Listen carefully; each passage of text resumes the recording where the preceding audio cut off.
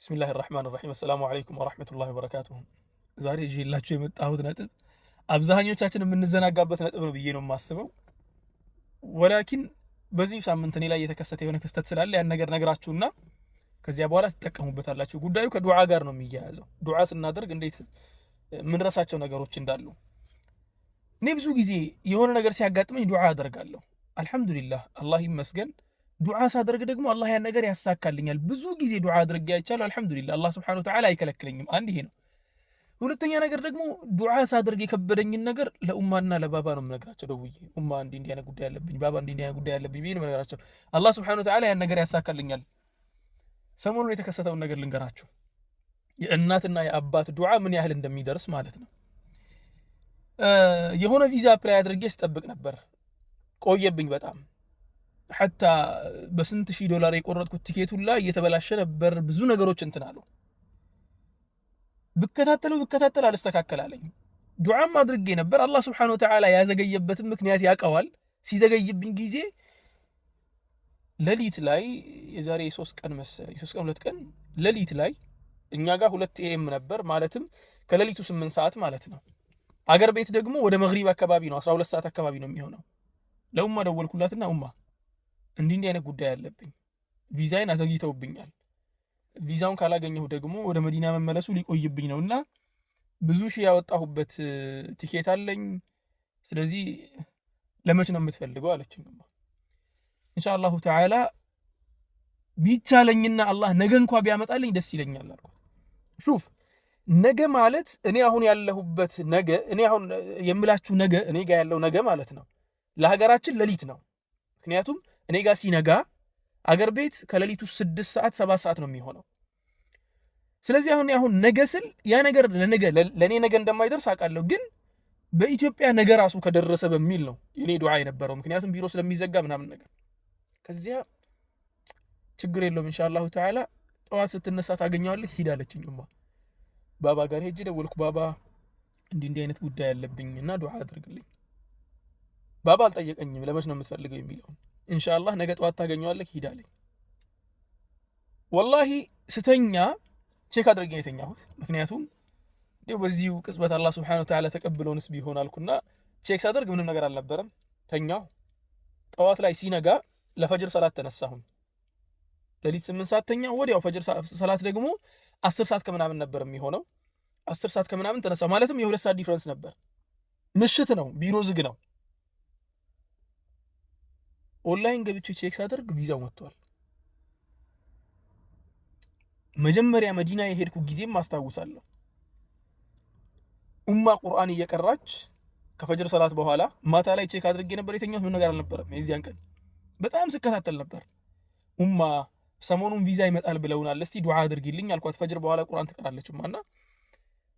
ኢንሻአላሁ ተዓላ አላህ ያምጣልክ ሂድ ልጅ አለችኝ ወላሂ አላህ ምስክሬ ነው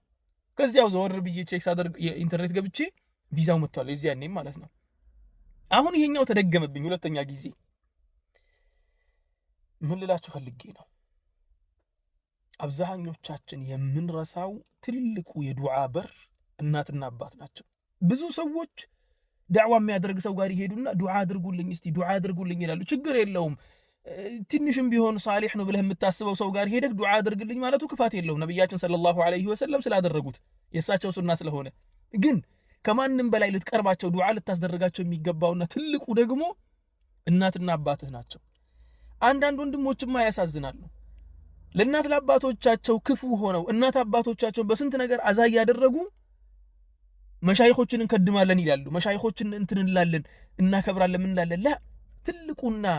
يعني እናትና አባቶች ናቸው አውላ ቢልማዕሩፍ መልካም ነገር ልትሰራላቸው የሚገባው ዱዓ ልታስደርጋቸው ጥሩ ነገር ጥሩ ውለታ ልትውላቸው የሚገባው እናት አባት ናቸውና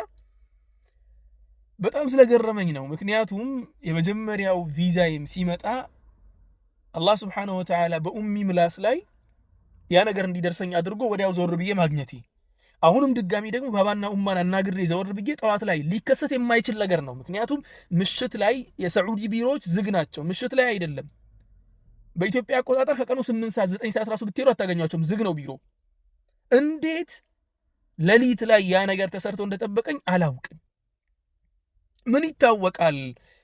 አየር ላይ እነሱ አፕሎድ አድርገውት አፕሎድ አልደረገ ያለውን ነገር አላህ Subhanahu Wa Ta'ala በእናት በአባቴ ዱዓ ፈቶት ቢሆን ያን የተዘጋውን በር አላህ Subhanahu Wa Ta'ala ከፍቶት ቢሆን በምን ይታወቃል? አይታወቅም። ስለዚህ እናንተ የምትፈልጓቸው በጣም ብዙ በሮች አሉ፣ ብዙ ችግሮች አሏቸው እንዲቀርፉላችሁ የምትፈልጉ። ያንን ችግሮችን ለመቅረፍ ኡስታዞች ጋር እየሄዳችሁ ዱዓ አድርጉልን ከምትሉ ይልቅ እናት አባቶቻችሁን ዱዓ አስደርጉ። እናት አባቶቻችሁ ካረፉስ ወደ አኺራ ከሄዱስ ዱዓ አድርጉላቸው። ወለዱ ሷሊሁ ይድዑ ለሁ ዱዓ አድርጉላቸው። ምክንያቱም ሲባል እናትና አባትን ለነሱ መልካም ማዋል ብሎ ማለት አንደኛ ወለዱ ሷሊሁ ይድዑ ለሁ ብለው ነብያችን ሰለላሁ ዐለይሂ ወሰለም ከተናገሩት አንዱ ስለሆነ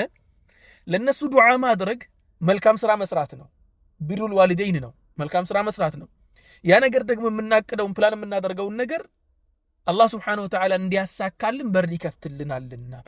ስለዚህ ወንድሞቼና እህቶቼ ልነግራችሁ የመጣሁት የእናትና የአባትን ዱዓ ቀለል አድርጋችሁ አትዩ፣ ቀለል አድርገን አኒ የእናትና የአባት ዱዓ ከማንም ዱዓ በላይ ለኛ አስፈላጊያችን ነው። ይሄኑ ለመናገር ነው የመጣሁት። እናት አባቶቻችሁን ያስከፋችሁ ወንድሞችና እህቶች ደግሞ ይቅርታ ጠይቋቸው። በነገራችን ላይ እናትና አባትን እንኳን በሌላ ነገር በመጥፎ ነገር ማስከፋት፣ በንብረት ላይ በምን ላይ ማስከፋት ይቅርና እናትና አባትን حتى በሐቅ እንኳን የምናቀውን ነገር በእውነት የምናውቀውን ነገር እንኳን ከነሱ ጋር መከራከር ትክክል አይደለም ይላሉ። ኢላ ያ ነገር የአላህ Subhanahu Wa Ta'ala ጉዳይ ቢሆን እንጂ ማለትም የዲን ጉዳይ ሆኖ የግድ ማሳመን ያለብንና ማስረዳት ያለብን ነገር ሲሆን ያንንም ደግሞ እንደ ጓደኛችን መከራከር አይደለም። ያ ኡማ ያ ባባ ይህ ነገር እንዲመስለኛል በሚል ስርዓት ባለው መልኩ መነጋገርን እንጂ ሸሪዓችን ሙሉ በሙሉ እናትና አባትን ሐቃቸውን አለመጠበቅን ከልክሏል። ስለዚህ ወንድሞችና እህቶች ከእናት ከአባቶቻችን እንጠቀም፣ በህይወት ያሉትን ቶሎ እንጠቀም፣ ያረፉትንም ደግሞ ለነሱ ዱዓ በማድረግ በማስታወስ እንጠቀም ልላችሁ ነው የመጣሁት። ሰሞኑን ጠፍቻለሁ አውቃለሁ፣ እንደነገርኳችሁ የሆኑ ነገሮችን እያሯሯጥኩ ስለሆነ ነው ያ ነገር ነው ትንሽ ጊዜ ያሳጣኝ። ቢኢዝኒላህ በቅርቡ ደግሞ በሰፊው ብንገናኝ ይሆናል። ቢኢዝኒላህ አላህ ይጠብቃችሁ ባላችሁበት። አላህ Subhanahu Wa Ta'ala ለእናት ለአባቶቻቸው መልካም ነገር ውለው የእናት አባቶቻቸውን ሐቅ ጠብቀው በእናት በአባቶቻቸው ነገ አላህ ፊት ጥሩ ምንዳ ከሚያገኙት ባሮች መካከል ያድርገን እላችኋለሁ። إن أصبت فمن الله وإن أخطأت فمن نفسي ومن الشيطان وآخر دعوانا أن الحمد لله رب العالمين. السلام عليكم ورحمة الله وبركاته.